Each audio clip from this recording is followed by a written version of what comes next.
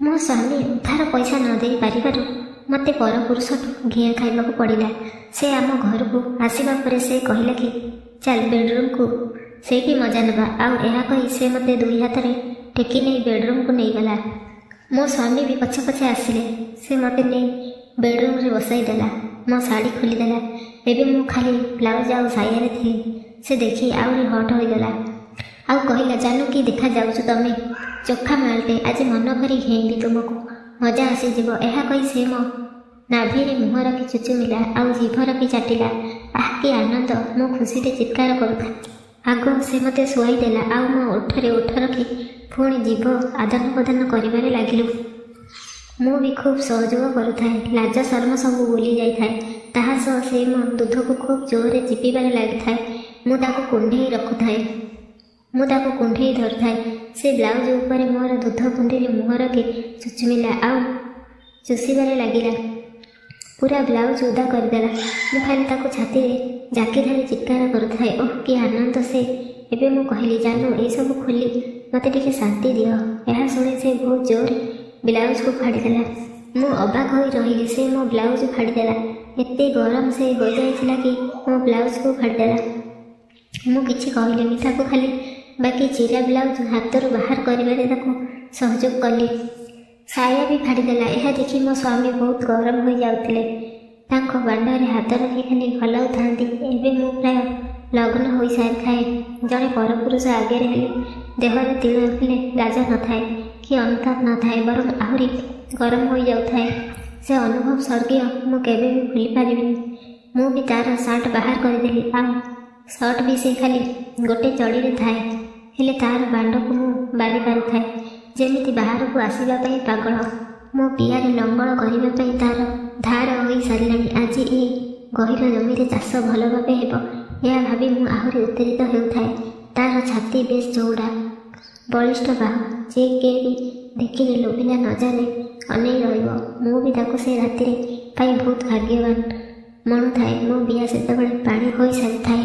ସେ ମୋତେ ବ୍ରାରେ ଦେଖି ଆହୁରି ଗରମ ହୋଇ ସାରିଥାଏ। ସେ ମୋତେ କାନ ପାଖେ ଆସି କହିଲା, ମୁଁ ସୁନ୍ଦରୀମାନଙ୍କୁ ବ୍ରାରେ ଦେଖିଲେ ସମ୍ଭାଳି ପାରେନି, ବହୁତ ହଟ୍ ହୋଇଯାଏ। ଆଉ ମୋ କାନକୁ ଜୋରରେ କାମୁଡ଼ି ଦେଲା ଆଉ ବେକରେ ଚୁଚୁମିଲା। ତାପରେ ମୋତେ ତା ଉପରେ ବସାଇ ଦେଲେ। ସେ ଚଢ଼ିରେ ଥାଏ ଆଉ ମୁଁ ପ୍ୟାଣ୍ଟରେ, ହେଲେ ତାର ବାଣ୍ଡ ଉପରକୁ ଉଠି ରହିଥାଏ। ଏବେ ମୁଁ ମୋ ଦୁଇ ଗୋଡ଼ ମଝିରେ ତାର ଗରମ ବାଣ୍ଡ ଠିଆ ହୋଇଥାଏ। ତାର ଛାତିରେ ମୋର ପିଠି ଥାଏ। ସେ ପୋଜିସନ୍ ମୋତେ ବହୁତ ଭଲ ଲାଗିଲା। ତାର ଗରମ ବାଣ୍ଡ ମୁଁ ମୋର ବିଆ ତଳେ ଅନୁଭବ କରିପାରୁଥିଲି। ବହୁତ ମଜା ଆସୁଥାଏ। ମୁଁ ଦୁଇ ଗୋଡ଼ରେ ତାର ବାଣ୍ଡକୁ ଚାପି ଧରିଲି। ସେ ମୋର ବାଳ ମୁକୁଳା କରିଦେଲା ଆଉ ବାଳ ସହ ଖେଳିବାରେ ଲାଗିଲା ଆଉ ମୋ ବାଳକୁ ବହୁତ ପ୍ରଶଂସା କରିବାରେ ଲାଗିଲା। ତାପରେ ଦୁଇ ହାତରେ ମୋ ଦୁଧ ସହ ବହୁତ ଖେଳିଲା।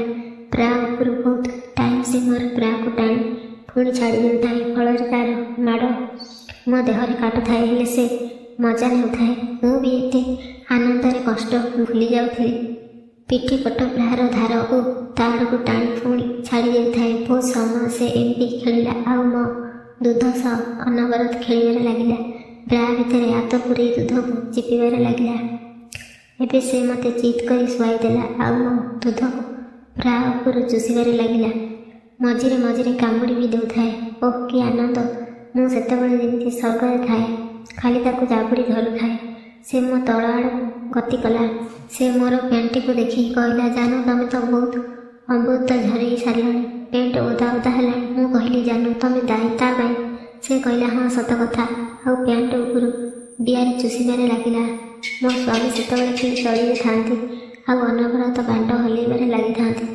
ମୁଁ ଅରିଫକୁ କହିଲି, ଜାନୁ ଏସବୁ ଖୋଲି କର ନା, ମଜା ଆସିବ। ସେ ଠିକ୍ ସେଇଆ କଲା। ମୋର ବ୍ରାକୁ ଫାଡ଼ିଦେଲା ଆଉ ପ୍ୟାଣ୍ଟ ବି ଫାଡ଼ିଦେଲା। ପୁରା ଲଙ୍ଗଳା ହୋଇଗଲି। ମୁଁ ଆଜି ଦୁଇ ଜଣ ପୁରୁଷ ଆଗରେ ମୁଁ ଲଙ୍ଗଳା ହେଲେ ଦେହରେ ଲାଜ ଟିକେ ବି ନଥାଏ। ମୋର 36 ସାଇଜ୍ର ଦୁଧ ପଦାକୁ ବାହାରି ଆସିଥାଏ ଆଉ ବିଆ ବି ମୁକୁଳା ଥାଏ। ମୁଁ ବି ତାକୁ ଛାଡ଼ିଲିନି। ତାର ଚଢ଼ି କାଢ଼ିଦେଲି ଆଉ ତାର 8 ଇଞ୍ଚର ବାଣ୍ଡକୁ ପଦାକୁ ବାହାର କରିଦେଲି। ବହୁତ କଷ୍ଟରେ ବାହାରିଲା, କାରଣ ତାର ବାଣ୍ଡ ଏତେ ଟାଣ ହୋଇଥାଏ ଯେ ଚଢ଼ି ବାହାରୁ ନଥାଏ। ଏବେ ଆମେ ଦୁହେଁ ପୁରା ଲଙ୍ଗଳା। ମୋ ସ୍ୱାମୀ ଏହା ଦେଖି ସେ ବି ଲଙ୍ଗଳା ହୋଇ ପଡ଼ିଲେ। 180 ଡିଗ୍ରୀ କେଡ଼େ ବଡ଼ ବାଣ୍ଡ ଆଉ ମୋଟା ତାର। ବାପରେ ମୁଁ ତ ଡରିଗଲି ତାହା ଦେଖି, କାରଣ ସେଇ ବାଣ୍ଡ ଆଜି ମୋ ବିଆକୁ ଘଟାଇ ଦେବ। ମୋ ସ୍ୱାମୀର ବାଣ୍ଡଠୁ ବି ତାର ବାଣ୍ଡ ବହୁତ ମୋଟା ଆଉ ବଡ଼ ଥିଲା। ଆଶ୍ଚର୍ଯ୍ୟ କଥା କି ତାର ବାଣ୍ଡ ପୁରା ଗୋରା ଆଉ ଲାଲ ଥିଲା, ହେଲେ ମୋ ସ୍ୱାମୀଙ୍କର ଟିକେ କଳା। ତେଣୁ ସେ ବାଣ୍ଡ ଦେଖି କେହି ମାଇକିନା ରହିବା ପାରିବେ କି? ମୁଁ ବି ରହିପାରିଲିନି। ହାତରେ ଧରି ପକାଇଲି ଆଉ ତାହାକୁ ଅନୁଭବ କରିବାରେ ଲାଗିଲି। କେତେ ଗରମ ଆଉ ସେକ୍ସି ସେ ବାଣ୍ଡ। ସେ କହିଲା, ଜାନୁ, ତୁମ ହାତର ସ୍ପର୍ଶ ପାଇ ଏ ବାଣ୍ଡ ଆହୁରି ଗରମ ହୋଇଯାଉଛି। କିଛି କର ଡାର୍ଲିଂ, ପ୍ଲିଜ୍। ନାଇଁ ଜାନୁ, ଆଇ ଲଭ୍ ୟୁ କହିଲା। ପ୍ଲିଜ୍ ମୁହଁରେ ନିଅ ନା। ମୁଁ ମୋ ସ୍ୱାମୀଙ୍କୁ ଅନାଇଲି ଆଉ ତାଙ୍କର ଅନୁମତି ମାଗିଲି। ଇସାରାରେ ସେ ନା କହି ମୁଣ୍ଡ ହଲାଇଲେ। ହରିଫ କହିଲା, ଭାଇଜାନ ପ୍ଲିଜ୍ ହଁ କୁହ ନା। ମୋ ସହିତ ଭାବିଜାନ ପୁରା ସେଫ୍ ଅଛି, ପ୍ରୋବ୍ଲେମ୍ ନାହିଁ। ମୁଁ କିଛି ବି ସେକ୍ସ ରୋଗରେ ନାହିଁ। ମୁଁ ପ୍ରତି 3 ମାସରେ ଏଡ୍ସ ଟେଷ୍ଟ କରେ, ତେଣୁ ଭାବିଜାନ ପୁରା ସେଫ୍। ତା ଛଡ଼ା ଓରାଲ ସେକ୍ସ କଲେ କିଛି ପ୍ରୋବ୍ଲେମ୍ ନାହିଁ। ସେ କିଛି ସମୟ ରହି ହଁ ଭରିଲେ।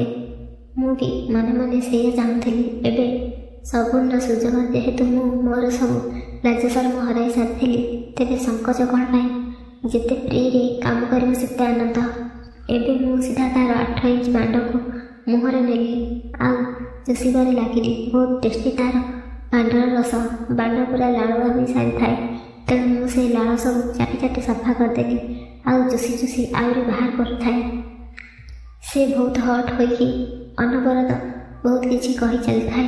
କହୁଥାଏ, ଜାନୁ ମାଇ ଡାର୍ଲିଂ, ଆଇ ଲଭ୍ ୟୁ, ମୋ ରାଣୀ, ପ୍ଲିଜ୍ ଚୁଷ, ଆଃ ମୋ ଜାନୁ। ଆଉ ସେ ମୋ ମୁକୁଳା ବାଳକୁ ଭଲିକି ସାଉଁଥାଏ ଆଉ ମୋର ଝୁଲି ପଡ଼ିଥିବା ଦୁଧକୁ ଚିପୁଥାଏ। ମୁଁ ବହୁତ ଉପଭୋଗ କରୁଥାଏ ସେଇ ଆନନ୍ଦ। ଏମିତି ବହୁତ ସମୟ ଚାଲିଲା। ଏବେ ସେ ମୋତେ କହିଲା, ଜାନୁ, ତୁମେ ବହୁତ କଷ୍ଟ କଲଣି, ଏବେ ମୋତେ କରିବାକୁ ଦିଅ। ଏବେ ସେ ମୋତେ ଖଟ ଉପରେ ବସାଇ ଦେଲା ଆଉ ମୋର ଗୋଡ଼ ଦୁଇଟାକୁ ତଳକୁ ଝୁଲି ରହିଥାଏ। ସେ ତଳେ ବସିଲା ଆଉ ଗୋଡ଼ ଦୁଇଟା ଭାଡ଼ି କରି ମୋ ଜଙ୍ଘ ସନ୍ଧିରେ ମୁହଁ ଲଗାଇଲା ଆଉ ଚାଟିବାରେ ଲାଗିଲା। ମୋ ବିଆ ବି ଅନେକ ଲାଳ ଝରି ସାରିଥାଏ ଆଉ ତାହାକୁ ସଫା କରି ଦେଉଥାଏ। ମୁଁ ତାର ମୁଣ୍ଡକୁ ହାତରେ ଚାପି ଧରୁଥାଏ। ସେତେବେଳେ ଆମେ ସ୍ୱର୍ଗ ସୁଖରେ ଥିଲୁ ଭଳିଆ ଲାଗିଲା। ଏତେ ସୁଖ ମୁଁ ଆଜି ଯାଏ ପାଇନି। ମୁଁ ଭାବୁଥାଏ, କ'ଣ ପାଇଁ ମୋ ସ୍ୱାମୀକୁ ମନା କରୁଥିଲି? ଯଦି ଆଗରୁ ହଁ ଭରିଦେଇଥାନ୍ତି, ତାହେଲେ କେତେ ଆଗରୁ ମୁଁ ଏହି ସ୍ୱର୍ଗ ସୁଖର ଆନନ୍ଦ ହାସଲ କରିପାରିଥାନ୍ତି। ଏମିତି ଅନେକ ସମୟ ଚାଲିଲା ପରେ ସେ କହିଲା, ଜାନୁ, ମୁଁ ତୁମର ସେ ଅମୃତ ପିଇବାକୁ ଚାହେଁ, ତେଣୁ ପ୍ଲିଜ୍ ମୋତେ ସହଯୋଗ କର ଜାନୁ। ସେ କହିଲା, ମୁଁ ତୁମର ଛୁଆ ଆଜି, ତେଣୁ ତୁମ ଛୁଆକୁ କ୍ଷୀର ପିଆଉ ଆଜି। ମୁଁ କହିଲି, ମୋ ଧନ, ମୋ সোনা, ଆ କ୍ଷୀର ପିଇବୁ। ସେ ଆସିଲା ଆଉ ମୁଁ ତାର ମୁଣ୍ଡକୁ ମୋ କୋଳରେ ରଖିଲି, ମାନେ ତାର ମୁହଁ ଠିକ୍ ମୋର ଝୁଲୁଥିବା ଦୁଧ ଯୋଡ଼ାକୁ ତଳେ।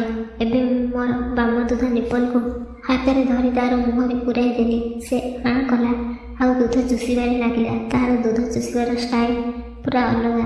ଜିଭରେ ନିପଲକୁ ସାଉଁଳି ସାଉଁଳି ତାପରେ ଜୋରରେ ଦେଇ ଚୁବାଇବ।